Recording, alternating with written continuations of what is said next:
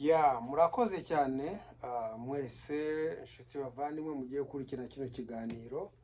Turashaka tuvuge ku bintu bisa nkaho byoroshye cyangwa abantu bakunze kuvuga kugira ngo turebe umucyo wabyo cyangwa uko bisobanutse.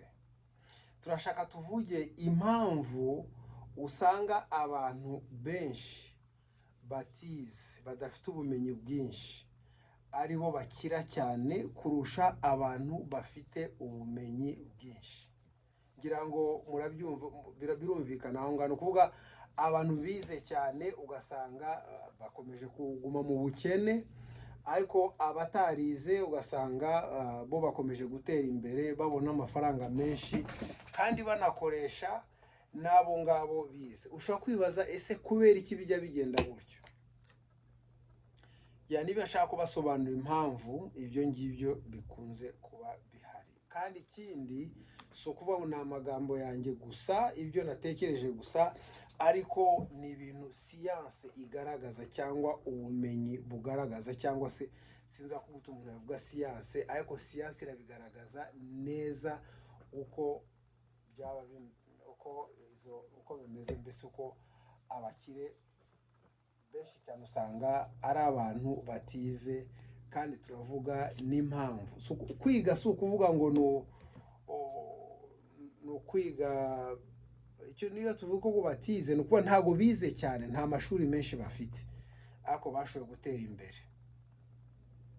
Kandi iyo mpamvu mu by'ukuri murihangana niba ngiye kubivuga, bishobora no kubabaza abantu bamwe na bamwe, ariko mu byihangane. Kandi ikindi ngiye kuvuga ni uko nimba tuvuze ku bantu bize uko ari bo basa nk'aho basubiye inyuma, basa nk'aho ari bo bantu b'abakene babatindinya kujya, kubera iki turi buvuge gutyo? Nimba warize ariko ukumva ibingi bikureba, nturakare, umenye uko ari gutyo bimeze.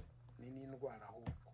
Turaza kubabwira uko kwiga cyane cyangwa ubumenyi bwinshi bushobora kuviramo n'indwara. Ibyo ngibyo byose turabiganiraho mu kanya gato cyane. Kuko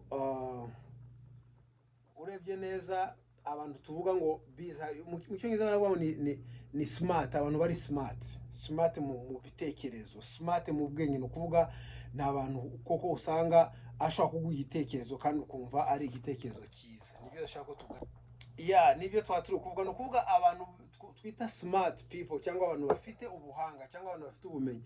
Abo bantu bafite amahirwe menshi cyane yo kumenya ibintu uko bimeze. Ni ukuvuga bo bashobora kubona possibility cyangwa ububasha bwo gukora ibintu. Ni ukuvuga imbere yabo hariho imishinga myinshi cyane bashobora kubona na mbere ko batangira kuyigaho, bakabona imishinga myinshi kandi yabinjiriza amafaranga. Ibyo ngiye urumva bisa nk'aho ari impano ikomeye cyane, kuko urumva bafite ubumenyi bwinshi, bashobora kumenya ibintu byinshi cyane, akavuga nakora iki kikanyinjiriza amafaranga, nakora iki kikanyinjiriza amafaranga. Ariko ikibazo aho kiri, uko babona imbere yabo hariho ibintu byinshi cyane bakora byabafasha kugira ngo binjize amafaranga, ni nako bibagora cyane kugira ngo bahitemo muri ibyo bintu byinshi cyane. Bikaba biragoye cyane kugira ngo bashobore kuvuga ngo mpisemo iki kugira ngo ngikore, cyangwa iki kugira ngo ngikore. Urumva aho ngaho nicyo kibazo gikomeye cyane.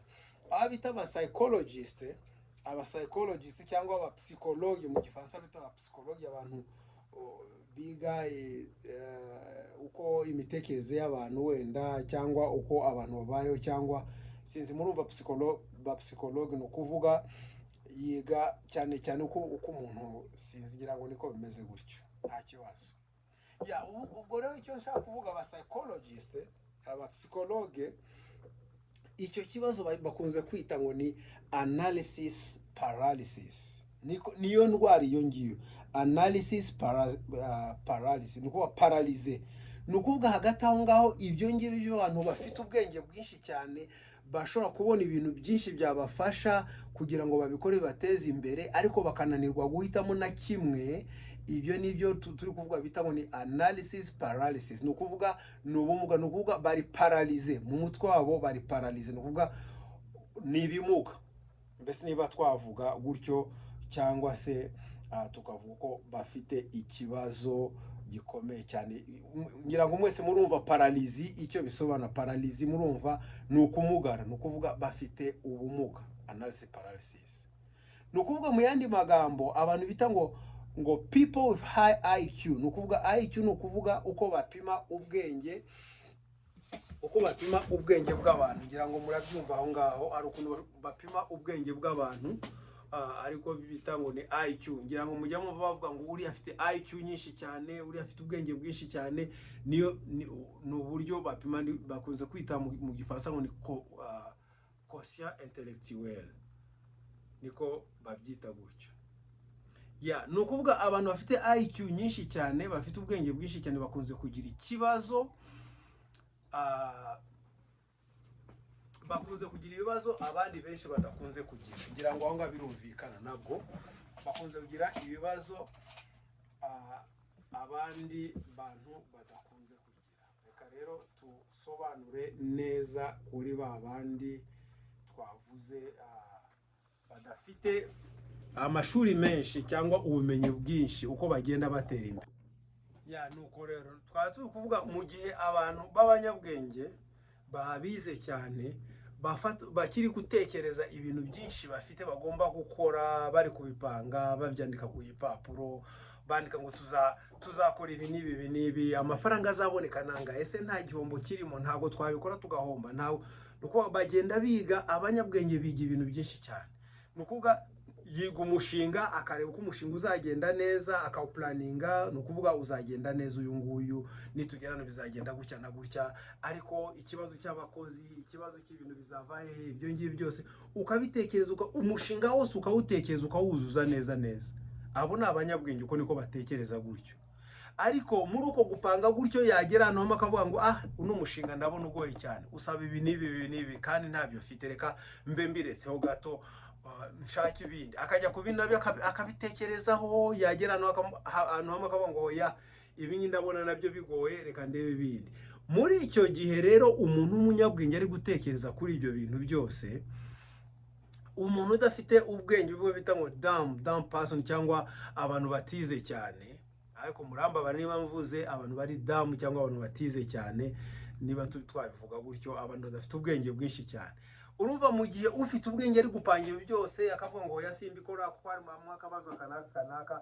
Ariko rero umuntu udafite ubwenge bwinshi cyane, niba ariko twabivuga, utari umuhanga cyane, icyo gihe uri gutekereza gutyo, we aba yatangiye kera, yabatangiye umushinga. Afata umushinga akawutangira ako kanya. Yatangira umushinga ako kanya kuko nta kintu yabitekereza. Arumva wenda ngo reka tufate urugero, kugurisha amagi ni ibintu byoroshye cyane. Afata amagi akagenda akajya kuyagurisha, n'urugero rwo nguru. Ariko umunyabwenge wo kugurisha amagi arabanza kuvuga ese amagi nzayajyana hehe, ninde uzangurira amagi? Ngomba kubanza gushaka umuntu ufite uruganda cyangwa ukoresha amagi cyane, cyangwa ukenera amagi cyane, cyangwa company niyi. Ukatekereza ibyo byose. Ariko umuntu udafite ubwenge bwinshi uko abigenza ni gute? Afata agatebo cye, agashyiraho amagi, akajya kugurisha. Yajya kugurisha, amafaranga yazanye nayo ngayo. Icyo nshatse kuvuga aho ngaho, mu gihe umuntu w'umunyabwenge cyane ari gupanga gahunda yo kugira ngo akore business niyi, kera wa wundi udafite ubwenge aba yatangiye kera, abatangiye business yiwe. Ayitangira gutyo, business igafailinga, ni ukuvuga agahomba. Yarangiza guhomba, agatekereza gatoya mu bwenge bwe buke, agatekereza akavuga reka nongere nkomeze, akongera akabijyamo, akongera agahomba wenda, akongera akabijyamo. Ariko ko guhomba gutyo bigenda bimuviramo amasomo kugira ngo ashobore kumenya ibyo agomba gukora, cyangwa aho yagiye ahombera agenda ahamenya, kugira ngo ashobore kureba uko yakwikosora. Kandi ugasanga hanini kubera uko kugerageza inshuro nyinshi cyane, wa wundi w'umunyabwenge nta mwanya afite wo kugerageza. Ugasanga wa wundi uri kugerageza cyane atangiye kubifata neza, kandi ibintu bitangiye kugenda neza. Ibyo nibyo nashatse kubabwira, urebye neza muri makeya, kugira ngo abantu bamenye uko bimeze. Reka turamutse tuvuze ngo tubishire mu buzima busanzwe, mu byo abantu basanzwe bakora, ibyo ngibyo ngira ngo abantu benshi barabizi. Ushobora kubwira umuntu ngo hari umushinga uyu n'uyu wo ushobora gukora ibikinjiza amafaranga nayo, ariko akabanza agatekereza ese ibi ndamutse mbigiyemo ngahomba byagenda gute. Sindi kubwira abantu ngo batangire bakore ibintu batatekerejeho, ngo batangire bakore business batatekerejeho kugira ngo bahombe hanyuma bongere batangire bushasha kandi bongere bahombe.